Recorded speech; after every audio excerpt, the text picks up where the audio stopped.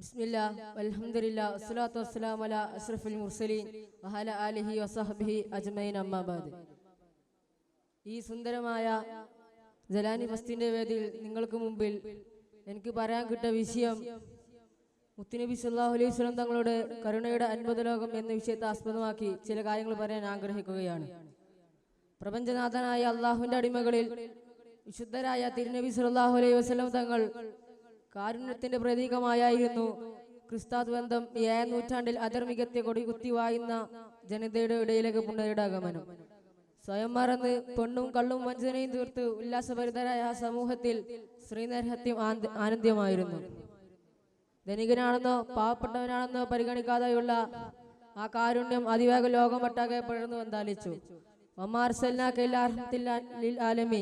നബിയെ ലോകത്തിന് കാരുണ്യമായിട്ടില്ല, അതങ്ങനെ ഞാൻ അയച്ചിട്ടില്ല എന്ന് ഖുർആനിക വാക്യത്തിൽ അല്ലാഹു തആല നമ്മളോട് വിളിച്ചു പറഞ്ഞു. ഒരു വേള അവിടുത്തെ നിരവധി ചരിത്രങ്ങൾ നമുക്ക് വായിക്കാനാകും.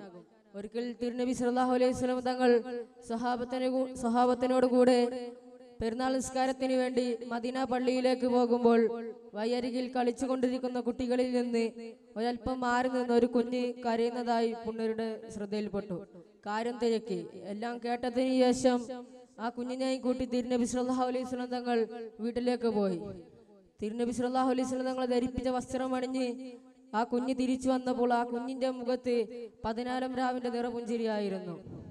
അവിടുത്തെ കരസ്പർശനത്തിന്റെ മനസ്സിൽ മാത്രം ഒതുങ്ങുന്നതല്ല, സർവ്വജീവജാലങ്ങൾക്കും അത് സമർപ്പിക്കുന്നു.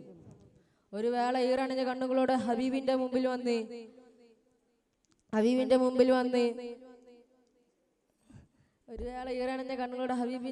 വന്ന് അബൂജഹൽ എന്ന ഭരണാധികാരി എനിക്ക് തരാനുള്ള വിഹിതം തിരിച്ചു നൽകുന്നില്ല എന്ന് വേവലാതി പറഞ്ഞപ്പോൾ അബൂജഹലിനെ സമീപിച്ചു. ആ വിഹിതം തിരിച്ചു നൽകാൻ ആവശ്യപ്പെട്ടു.